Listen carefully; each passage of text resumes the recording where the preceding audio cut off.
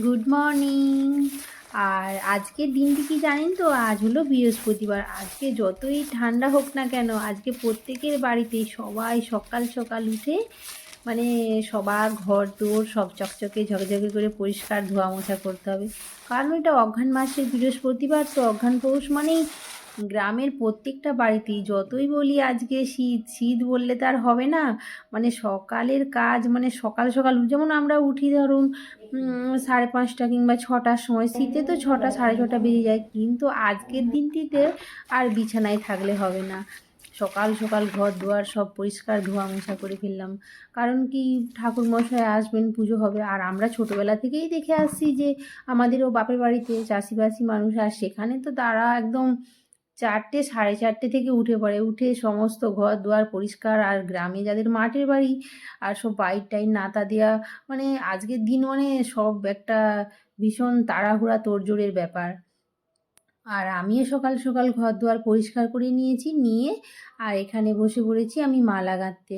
আজকে তো মালা গেঁথে নিয়ে আসেনি আপনার দাদা বাজার থেকে, তো শুধু কুঁচো ফুলি নিয়ে চলে আসছে। ওই জন্য কী করব, আমি গোপাল আর মা লক্ষ্মীর জন্য দুটো মালা গাঁথবো। এই দেখুন, আমার একটা মালা অলরেডি হয়ে গেছে। আর আমাদের ঠাকুরমশাই তো আমাদের বাড়ি থেকেই পুজো স্টার্ট করেন, ওই জন্য খুব তাড়াতাড়ি চলে আসে না, আমাকে ওই জন্য তাড়াতাড়ি কাজগুলো সেরে ফেলতে হবে। আর এইবারে আমি গোপালের মালাটা বানাচ্ছি, এই দেখুন। আর বাচ্চাগুলি এখনও ওঠেনি, ওরা তো মানে ঠান্ডার ভয়ে উঠবে না। আর উঠও করাই না, কারণ কি ঠান্ডা লেগে যাবে। এমনিতেই আমার কদিন শরীর খারাপ হয়ে গেছিলো, ওর দিকে করালাম না। ওরা ঘুমোচ্ছে। আর বাইরে আজকে প্রচণ্ড কুয়াশা হয়েছিল, কি বলবো, এদিক থেকে ওদিক সামনে কেউ দাঁড়ালে না দেখা যাচ্ছিল না, এত কুয়াশা হয়েছে। আর এদিকে আমি ফল টলগুলো কেটে একদম ঠিকঠাক করে রেখে দিচ্ছি, কারণ ঠাকুরমশাই আসার আগে যেন আমার সব কিছু কমপ্লিট হয়। তাই তো আজকে সময় নেই, বাবুন ঠাকুর আসবেন মানে এক বল দু কথায় পুজো হয়ে যাবে, কিন্তু আমাদের জোগাড়টা তো রেডি করেই রাখতে হবে। আজ তো প্রত্যেকের বাড়িতেই পুজো, মানে কারো মানে সকাল টাইমটায় কারো সময় নেই। আর আপনাদের দাদাও গেছে রাস্তার দিকে গেছে, তাকে বলেছি আমার দুলফাটা একটু আজকে তুলতে ভুলে গেছিলাম আর কি। তাকে বললাম যে তুমি গিয়ে, আমাদের সামনেটায় ছিল কিন্তু কম ছিল, ওই জন্য সে আবার তুলে এনে দিয়েছে। আর এখানে ঠাকুরমশাই আসার আগেই আমি আমার গোপালকে আর সমস্ত ঠাকুরের পায়ে একটু ফুল দিয়ে দিচ্ছি। তারপরে ঠাকুরমশাই এসে গেছেন, এসে পুজো টুজো করে নিয়েছে, নিয়ে চলে গেলেন। আর আমি এখানে পুরো বাড়িতেই ধুনো দিচ্ছি।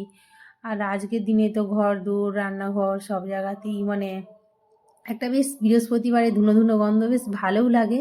তারপরে আর আমার তো মুড়ির ধান সিদ্ধ হয়েছিল বলেছিলাম আপনার দিকে হয়তো, আর সেই ধানগুলোই আমি এখন ছাদে চলে আসছি, এসে মিলছি। এই দেখুন দেখুন বন্ধুরা, এখন বাজে 9:30 বাজে। আর অরিত্রী অর্ণব কী করছে, শীতের ভয়ে এই যে একজন এইখানে রোদ্দুরে বসেছে ধানের বস্তার উপরে পড়তে, আর একজন ড্রয়িং করছে ওই দেখুন ওইখানে।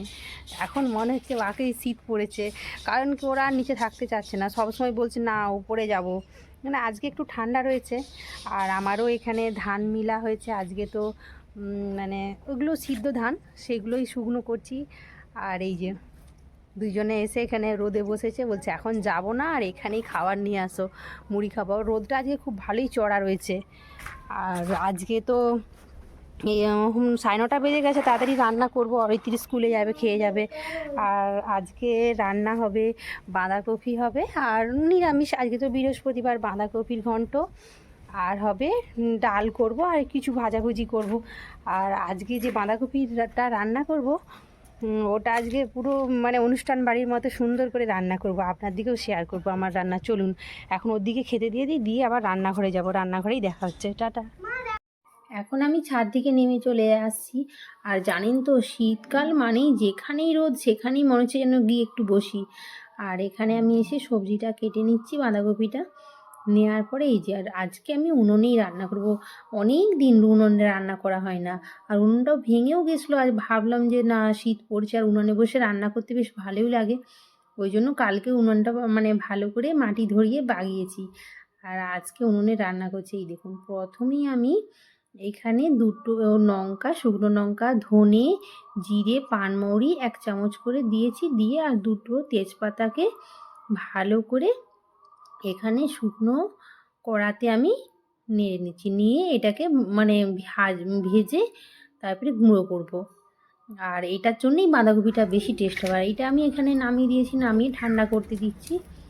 আর এখানে আমি কড়ার মধ্যে দিয়ে দেবো এবারে তেল, আর তেলের মধ্যে আমি নুন আর অল্প হলুদ দিয়েছি। দিয়ে আলুগুলোকে চৌকো চৌকো ছোটো ছোটো করে কেটে রেখেছিলাম, ওগুলোকেই ভালো করে আমি নেড়ে ভাজা করে নিচ্ছি, নিয়ে তুলে রাখবো। আর নুনটা আগে তেলে দিলাম কেন বলুন তো, তাহলে না আলুর মধ্যে ঢুকলে না মানে নুনটা ভালো করে ঢুকে যাবে আর ভালো হবে, ওই জন্য দিয়ে দিয়েছি। আর এদিকে আমার আলুটা ভালো করে এই যে সেদ্ধ প্রায় হয়েই গেছে, চন্দ্রমুখী আলু তো একটু নাড়লেই হয়ে যায়। আর এখানে আলুটাকে নাড়া হয়ে গেলে আমি একটা অন্য পাত্রে তুলে রেখে দেবো। আর এই দেখুন, আর অরিত্রি তো খেয়ে যাবে, ওই জন্য মানে তাড়াতাড়ি করছি। আর এখানে আলু তোলার পরে এখানে আমি গোটা জিরে আর শুকনো লঙ্কা দুটো আর তেজপাতা ফোড়নে দিলাম, দিয়ে আর এখানে বড় সাইজের দুটো টমাটোকে কুচি করে এর মধ্যে দিয়ে ভালো করে কষিয়ে নেব। দেখুন, আর এর মধ্যে আমি দিচ্ছি আদা বাটা আর দুটো কাঁচা লঙ্কাকে বেটেছিলাম। আর এই বাঁধাকপি না নিরামিষের দিনে একটু ঝাল ঝাল হলে বেশ খেতে ভালো লাগে। আর এরপর আমি বাটিতে হলুদ গুঁড়ো আর লঙ্কা গুঁড়োকে মধ্যে জল দিয়ে মিশিয়ে মশলার মধ্যে দিয়ে ভালো করে কষিয়ে নেবো। আর এখানে আমি কিন্তু জিরে বাটাটা ইউজ করছি না, কারণ গোটা জিরে ফোড়ন দিয়েছি আর ওই যে ভাজা মশলার মধ্যে জিরে দিয়েছি, ওই জন্যে এখন আমি আর দিচ্ছি না। মশলাটা ভালো করে কষানো হয়ে গেছে, এরপরে অল্প অল্প করে বাঁধাকপি দেবো, দিয়ে নাড়তে থাকবো। কম কম একবারে দিচ্ছি না, কারণ কি বাঁধাকপি তো মানে অনেকটা থাকে, তো এর মধ্যে জল থাকে, ওই জন্য একটু করে নাড়বো, তাহলে কমে কমে যাবে। তারপরে আবার আমি বাঁধাকপিটা এইভাবে দিয়ে ভালো করে আমি কষিয়ে নিয়ে ঢাকা দেবো। এই দেখুন, নাড়ি চাড়িয়ে ঢাকা দিয়ে দিচ্ছি। আর নুনটা আমি একটু পরে দিচ্ছি, কারণ কি বাঁধাকপিতে তো অনেকটাই জল বেরিয়ে যাবে, ওই জন্য একটু নাড়ানোর পরে আমি নুনটা দেবো।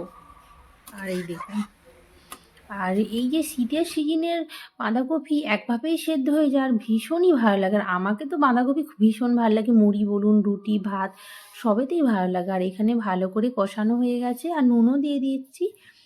আর এই দেখুন, দেওয়ার পরে আমি অল্প জল দিয়ে এটাকে ভালো করে একটু সেদ্ধ হতে দেবো। দেখুন, আর আমার প্রায় সেদ্ধ হয়েই গেছে। হওয়ার পরে আমি এখানে হচ্ছে একটু চিনি দিয়ে দিচ্ছি, একটু বেশিই দিলাম। আর নিরামিষই ঝাল ঝাল মিষ্টি মিষ্টি ভালো লাগবে, ওই জন্য। অনেকে আছে চিনি খেতে চায় না, তারা নাও দিতে পারে। তারপরে আমি যে ভাজা মশলাটা রেখেছিলাম ওটাকে গুঁড়িয়ে একটা কৌটোর মধ্যে রেখেছিলাম, ওটাকেই আমি এখন নামানোর আগে দিয়ে ভালো করে একবার কষিয়ে নেবো। এই দেখুন, ভালো করে আমি কষাচ্ছি। আর জানেন তো, ছোটোবেলাতে যখন মায়েরা উনুনে রান্না করতো, তখন সেই উনুনের পাশে বসে আগুন সেঁকতাম। আর একা নয়, যত সবাই থাকতো সবাই এসে একটু হাত সেঁকতাম, মানে সেই দিনগুলো বসে বসে গল্প করা সবার সামনে, মানে একজন রান্না করলে কত সবাই মিলে বসে থাকতাম, মানে কি ভালোই না ছিল সেই দিনগুলো। আর এখানে আমি তারপর নামানোর আগে 1 চামচ মানে হাফ চামচ আমি ঘি দিয়ে দিচ্ছি। এতে কি হয়, মানে সবজির টেস্টটা আরও সুন্দর লাগবে। আমার অলমোস্ট হয়েই গেছে, আর এইবারে আমি নামিয়ে নেবো, ওই জন্য কম আছে। তারপরে আমি এখানে ভাতটা বসিয়ে দিচ্ছি, ওটা আগে করলাম কারণ ওটা রুটির সাথেও খাওয়া যাবে। ভাত হয়ে গেছে, ভাতটা হওয়ার পরে আমি এখানে মুগ ডালটা বসিয়ে দিয়েছি, দিয়ে মুগ ডালের পরে এখানে উচ্ছে আর আলু ভাজা করছি। আর অনেকটা দেরিও হয়ে গেছে, এখন তো বাজে আপনার ধরুন 12টা বেজে গেছে। অরিত্রীকে খাইয়ে পাঠিয়ে দিয়েছি, তারপরে গোপালকে খাওয়াচ্ছি। এই দেখুন, আমরা মানে ও বলছে মা চলো যেখানে রোদ আছে সেখানেই বসবো, ও বলছে আহ কি আরাম হচ্ছে, কি বলবো বলুন, শীত মানেই সব জায়গাতেই রোদ চাই।